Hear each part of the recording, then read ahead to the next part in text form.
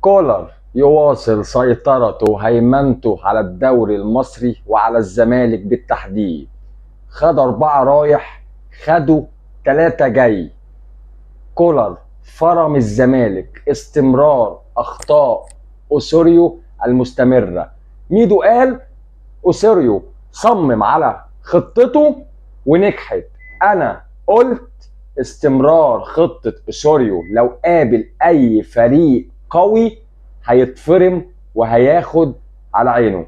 السلام عليكم ورحمة الله وبركاته، أهلا وسهلا بكم في حلقة جديدة من برنامج على القهوة. أخوكم ميدو، بتمنى دعمكم ليا، لايك واشتراك وشير وفعل الجرس. نبدأ حلقتنا بالصلاة على سيدنا محمد عليه أفضل الصلاة والسلام. بسم الله.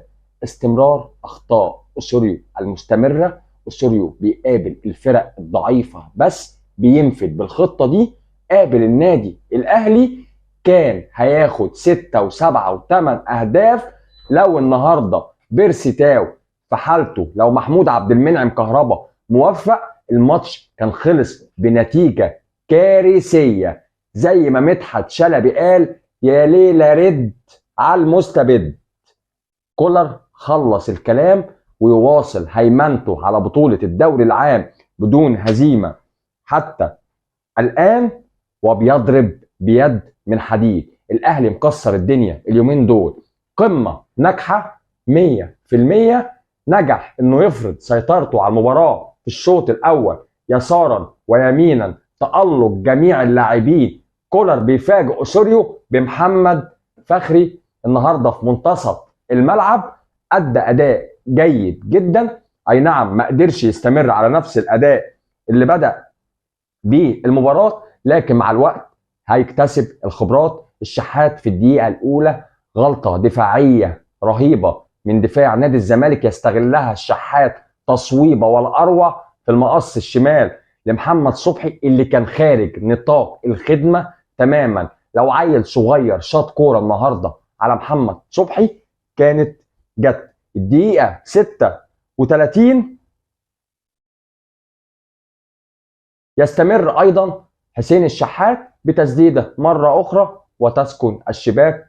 الدقيقة 36 علي معلول بتسديدة ضعيفة جدا يعتبر في منتصف المرمى، لكن قلنا أي حد النهاردة كان سدد على محمد صبحي كان أحرز أهداف. يجي في الشوط الثاني زيزو ضرب جزاء ساذجة جدا من ديانج اللي مش عارف كان بيفكر في إيه. دفع الجزيري أو مهاجم الزمالك دفعه وهي الكوره ملعوبه بطريقه خاطئه، كانت خارجه بره ال 18، كانت جايه لدفاع الاهلي، دفعه بايده احتسبها ضربه جزاء. محمود البنا على فكره ادار اللقاء باحترافيه وعقلانيه شديده وسيطر على المباراه سيطره تامه. دول الحكام المصريين نتمنى لهم التوفيق. ضربه جزاء يخش زيزو في الدقيقه 68 يحرز الهدف الاول للزمالك. الزمالك كان مسيطر على الشوط الثاني. قلنا الزمالك ممكن يرجع، لكن انا كاهلاوي قلت يا الزمالك مش هيجيب اهداف، ما عندوش القوه الكافيه انه يحرز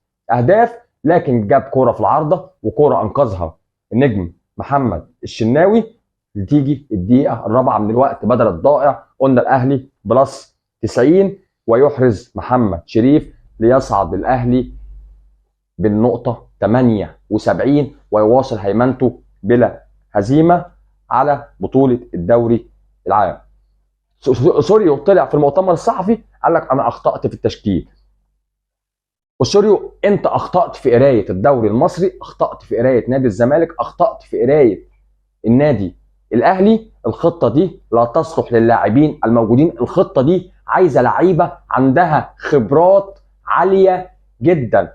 قلنا قبل كده في بداية الحلقات لما أوسوريو مسك نادي الزمالك كل لاعب عنده اكتر من مهام يقدر ينفذها في الخطه بتاعه اوسوريو، لكن هل امكانيات اللاعبين الموجودين في الزمالك تسمح لهم بتنفيذ هذه التعليمات؟ ما اظنش. كلهم لعيبه قليل جدا الخبرات فيهم، طبعا باستثناء النجوم واللعيبه الدوليين امثال زيزو والجزيري وشيكابالا. شيكابالا انا من وجهه نظري ما يبداش اي مباراه. كل الفرق بتنزل في كامل لياقتها البدنيه، فهيخلصوا على شيكابالا. شيكابالا عايز ينزل بعد ما منتصف الملعب والمدافعين يكونوا انهكوا في الفرق الثانيه عشان يقدر يستخدم مهاراته، وهي لعبه واحده بيلعبها، بيضم لقلب الملعب، بيشوط في المقص، وهو موفق وشاطر في اللعبه دي. شيكابالا ما يبداش في مباراه زي ديت. منتصف الملعب كان زحمه جدا للزمالك، لكن الدفاع انا قلت قبل الماتش اي كرات طوليه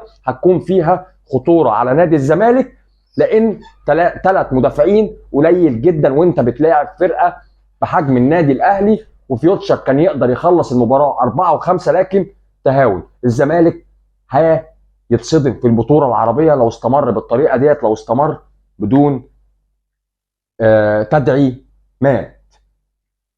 كولر نجح في اداره المباراه النهارده. عندنا محمد شريف وتريكا يتساووا في لقاءات القمه ب7 اهداف. تساوى النهارده محمد شريف مع ابو تريكه.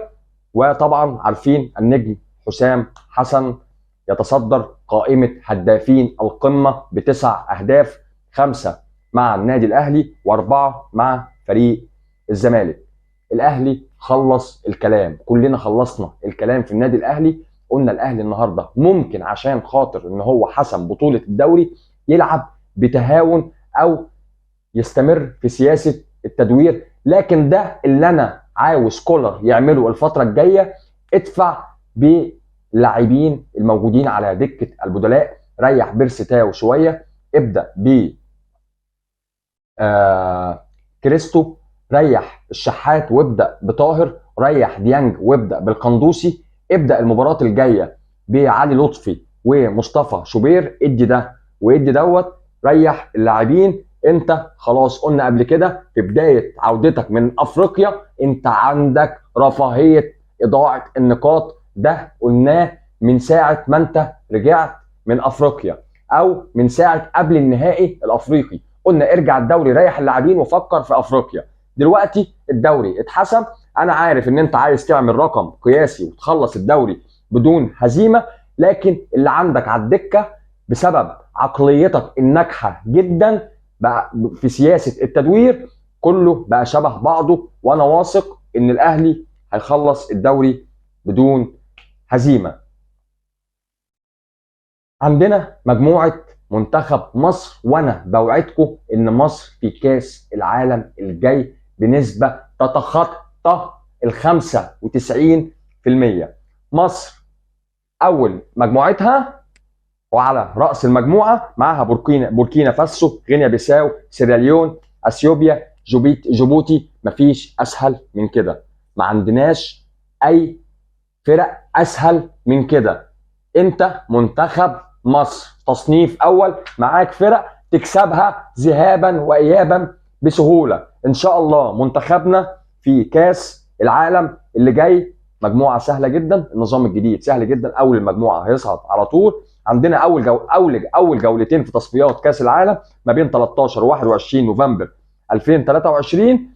ان شاء الله نحسم المواضيع بدري بدري، مش عايزين ندخل في حسبة بيرما زي ما كنا بندخل قبل كده ونستنى ده يخسر وده يكسب. فرق الاهداف، انت منتخب مصر معاك فرق ضعيفه جدا. حتى المنتخب الاولمبي بتاعك كان في نهائي البطوله الافريقيه، منتخب مصر الكبير كان في نهائي البطوله الافريقيه، لعبت قدام السنغال ماتشين، اي نعم ما وفقتش فيهم، لكن انت منتخب مصر. معظم الفرق العربيه الفرق اللي معاها في مجموعاتها فرق سهله، وان شاء الله هنشوف السنه في كاس العالم اللي جاي باذنك يا رب 5 فرق عربيه او 6 فرق. عندنا الميزه في التصفيات بالطريقه الجديده ديت 6 فرق بيصعد اول. مجموعه المغرب سهله، مجموعه تونس سهله، معظم المجموعات سهله. ان شاء الله نشوف اكتر من فرقه عربيه، ان شاء الله هنشوف مصر، المغرب، تونس، لكن في فرق عربيه حظوظها ضعيفه جدا. مليون مبروك للنادي الاهلي، حسم بطوله الدوري العام، اي نعم من قبل مباراه القمه، لكن اثبت النهارده ان انا رقم 1 في مصر وافريقيا. كسب الزمالك ذهابا وايابا 3 و4، مفيش بعد كده. فرحه لجماهير النادي الاهلي، فرحه لجماهير النادي الاهلي. في جمهور زعلان من قصه امام عاشور. يا جماعه امام عاشور كان في فريق منافس، امام عاشور لو كان غلط وهو في النادي الاهلي كنا ذبحناه بسكينه تلمه، وكان خرج ولم يعد. امام عاشور كان عنده 20 سنه، امام عاشور لعيب صغير، امام عاشور لازم تقومه وتستغله وتعرف تاخد منه اللي انت عايزه. امام عاشور 24 سنه، مش اقل من 7 8 سنين امام عاشور هيكسر الدنيا وهيصالح جمهور الاهلي على اللي هو عمله. وقلنا يا جماعه ده كان لعيب ناشئ، مش كان بيلعب في النادي الاهلي وشتمه، او كان بيلعب في النادي الاهلي وباعه زي نجوم كتير. النادي الاهلي يفاوض مصطفى فتحي. عندي اخبار ان الاهلي تواصل مع مصطفى فتحي شخصيا وابدى رغبته في الانضمام للنادي الاهلي في الموسم القادم. طبعا كلنا عارفين ان مصطفى فتحي اعاره في بيراميدز من التعاون السعودي. النادي الاهلي بعد موافقه مصطفى فتحي بدا التفاوض الرسمي مع التعاون السعودي، وتقريبا طالب 2 مليون و400 الف دولار. ده مبلغ مش كبير في لاعب زي مصطفى فتحي، لعب في الزمالك، لعب في بيراميدز، لعب في التعاون السعودي، لعب في منتخب مصر. نقدر يبقى عندنا جبهه يمين قويه جدا: بيرسي تاو، مصطفى فتحي، كريستو القادم. كريستو عاوز شويه ثقه من جمهور النادي الاهلي. كريستو انا بحس ان هو بينزل ملعب مخضوض، حتى لو في 2000 او 3000 في الملعب كريستو مخضوض، مع انه لعب في وسط 60 و70 الف مع منتخب المغرب، لكن بحس ان هو مخضوض وحاسس ان التيشيرت تقيل عليه.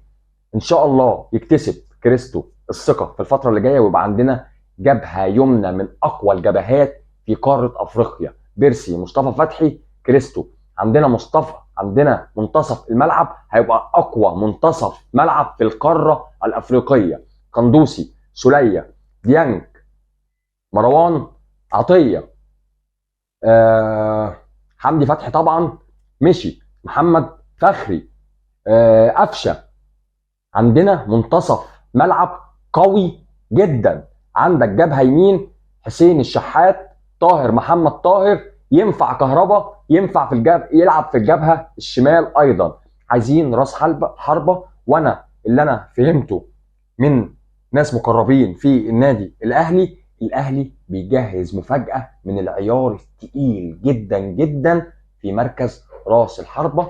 هيجيب راس حربه سريع قوي، هيدرز. انتظروا صفقه قويه جدا من النادي الاهلي في مركز راس الحربه. مليون مبروك للاهلي والاهلاويه. بتمنى دعمكم ليا. اخوكم ميدو. لايك واشتراك وشير وفعل الجرس. مليون مبروك مره ثانيه. النادي الاهلي فوق الجميع. اتمنى ان الحلقه تكون خفيفه عليكم. سلام عليكم.